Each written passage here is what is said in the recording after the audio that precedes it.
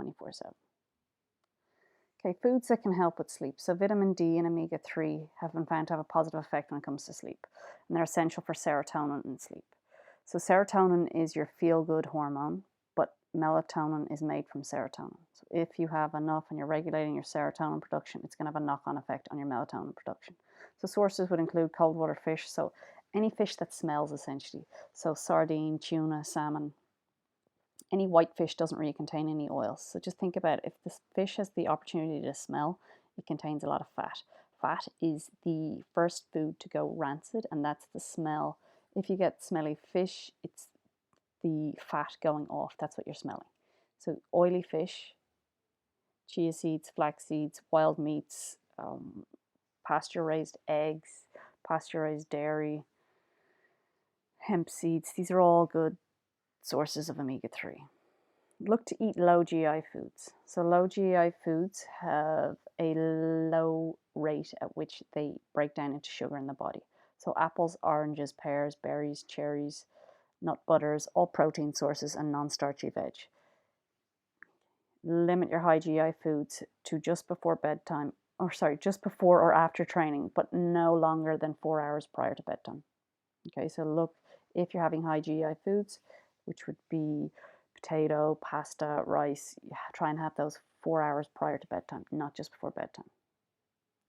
And try to eat your largest meal of the day at lunchtime so your blood sugar levels aren't going to spike while you're sleeping and elevate your insulin levels. There's a whole lesson on blood sugar. If you want to look into that, feel free. Protein. So you're looking to eat 1 gram of protein per kilo of body weight. And if you have any sleeping problems, I would suggest hiring that up to maybe 1.5 grams of protein per kilo of body weight. Tryptophan is an amino acid. An amino acid is the breakdown of protein. So if you've got a meat or a protein, it is strings of amino acids. So tryptophan is an amino acid, and it helps with the production of our feel-good neurotransmitter serotonin, which I spoke about is related to melatonin, and sleep promoting. Okay, so tryptophan is found in chicken, turkey, eggs, meat, whey protein, spirulina. To really help absorb this sleep promoting amino acid, you need to eat with carbohydrates. If you eat chicken or eggs or meat, fish, spirulina, whey protein, if you eat high amounts of these with oats, bananas, they all contain, anything that's kind of beigey, they contain tryptophan rich sources. But if you eat tryptophan with carbohydrates, what happens is carbohydrates make it easier for the brain to get access to tryptophan. Tryptophan needs to get into your brain to do its work. And to get there, if you eat protein with carbohydrates, generally what happens is the body will pull that protein, all the other amino acids and the carbs out, and will leave tryptophan floating in the bloodstream. Okay, because insulin will drive other amino acids into your muscles or fat tissue, leaving tryptophan in the bloodstream to head straight for your brain.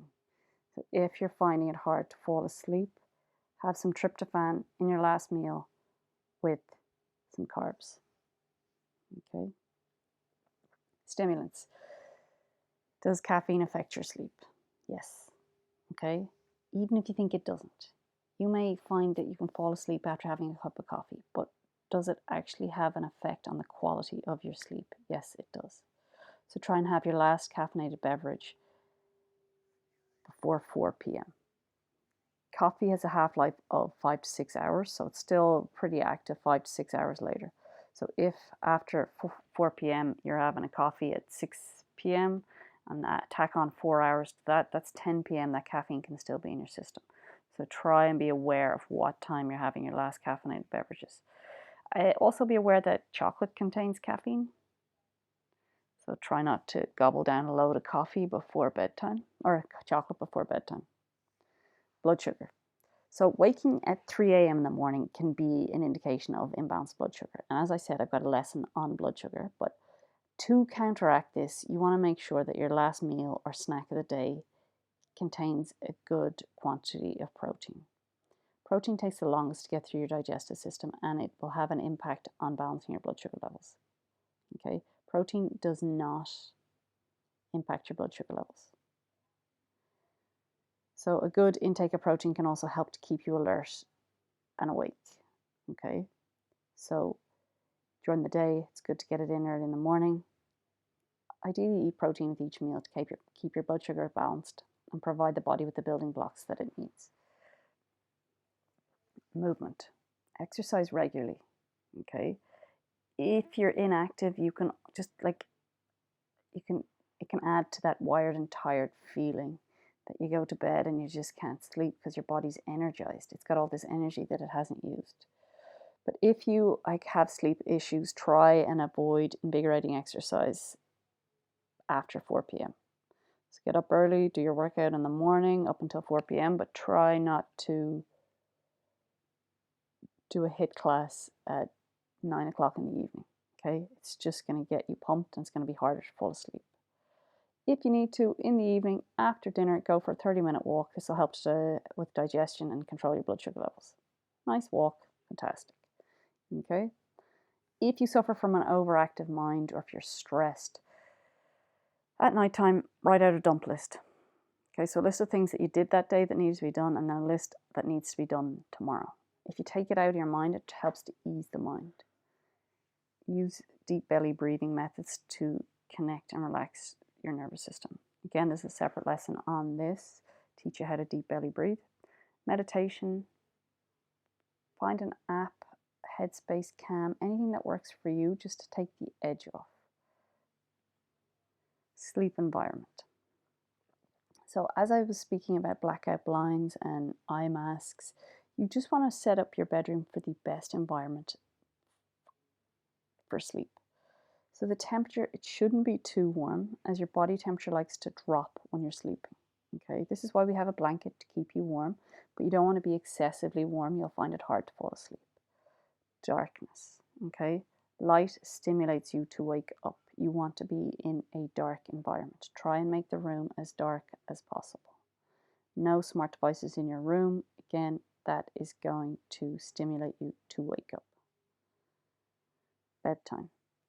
So try and figure out what time you need to wake up at, and then count 7 to 8 hours back. And if you need an extra half an hour to fall asleep, well then count 7 to 8.5 hours back, so that you have the time to actually get the 7 to 8 hours sleep. Set an alarm for your bedtime. So if you need to be in bed for 10:30, set an alarm for 10 so that you know I should be starting to make the steps to get towards bed. And turn off Netflix. You do not need to watch another episode. It'll be there tomorrow. And try and keep your wake up and fall asleep times consistent even on the weekend. Your body likes routine. Your circadian rhythm likes routine. Are you a person that needs an unwind routine? Okay, so do you read a book, take a bath, diffuse lavender in the air, a sleepy time tea? What do you associate with going to sleep? Okay, if you have any issues with falling asleep, try and make a pattern of this is what I do to go asleep. Think of a toddler. You feed them, you give them a bath, they know what's coming next, and then they know it's sleep time. You read them a book. It's a pattern, it's a routine, and yes, we're adults, but sometimes we need to act as if we are children and get ourselves into that routine. Different supplements that can help with sleep. So magnesium is a really good one that helps with muscle relaxation.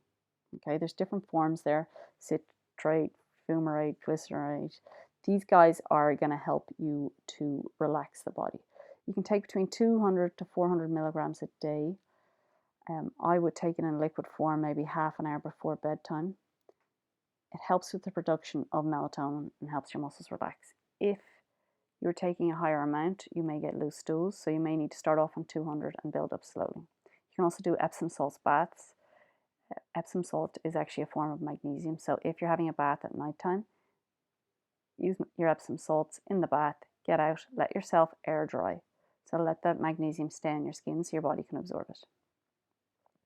B complex. So B complex is very anti-stress. So if you're stressed at all, B complex will help kind of take the edge off. My only advice would be that when you are purchasing a B complex, don't just go to the supermarket, the grocery store, and get whatever one's on the shelf. You're looking for an active form. Okay, active form helps with absorption and utilization. So like look at the B12, it's methylcobalamin. In the cheaper form, it's just going to be cobalamin, but once it's in a metal form, it's easier for your body to absorb it. So these are the five: B5, B6, B12, and B9. These are the ones that I would recommend. B9 is folate, which is the more absorbable form of folic acid. Okay, that's what we're looking for, the B complex. If you are zinc deficient, it's going to reduce your body's production of melatonin, and that's going to impact your sleep. My only advice with zinc is do not take it on an empty stomach, it'll make you feel sick. So you can take a high dose of 100 milligrams for 30 days and then taper down to 20 to 25 milligrams a day and take it with copper, form citrate, acetate. L-theanine is an amino acid that helps improve relaxation by acting on your central nervous system. Okay, it's good to take if you're anyway stressed, or it actually can help at nighttime to relax you as well. So L-theanine. Vitamin D should be taken with vitamin K2, but low levels of vitamin D have been linked to poor sleep. Okay, so if your vitamin D levels are low, it could have an impact on your sleep. If you're taking vitamin D3, I would suggest taking vitamin K2 because it helps with calcium absorption. You don't want high levels of calcium in your blood. Get it tested first. Okay, because we can actually make vitamin D through exposure to the sun, you don't want to take excessively high amounts of vitamin D. But vitamin D supplements are easy to take, super cheap. Get them in, and then get your blood levels tested again and see where you're at. If you're super low, then you know you're going to need to take like 4,000 IUs a day. If you're somewhat borderline, then maybe just 2,000. Okay, there's different herbs: valerian, oats, passion flower, skullcap. These are all different herbs that can help with sleep. My best advice would be to go along to a health store, talk to one of the associates, and they will help you pick which one will work for you. Different herbs work different ways in the body. So that's why you want to just make sure that it's the right one for you. Napping. Okay, I'm a big napper. So if you are a napper, try and nap at the same time every day, between 11 and 3 p.m. Okay. Napping is good to offset a poor night's sleep, but you don't want to become reliant on it. Like, you don't want to be like, oh, I only got 4 hours sleep, I'll have a nap later on. Oh, I only got 4 hours sleep because I stayed up watching Netflix till 2 a.m. Like, don't use it as a crutch. But like, I get up at 5 a.m. pretty much most days. Start work at 6 a.m. So I find that, yeah, I do need a nap to stay awake till 10 a.m. to 10 p.m. Maybe 10 a.m. as well. Okay, avoid caffeine before you nap. It'll have an impact. Don't think that because you have caffeine before you nap, it'll take 30 to 40 minutes to get into your bloodstream, and then it'll have an impact on your nap. Don't do it. And then try and eat before your nap, as you want to make sure your blood sugar levels are going to stay consistent throughout your nap, and you don't want to wake up because your blood sugar levels dropped. Okay, thank you very much for joining. I hope you learned something. Any questions, shoot us an email. And don't forget, there's a blood sugar lesson there as well if you want to have a little bit more information about that. Okay, thank you for joining.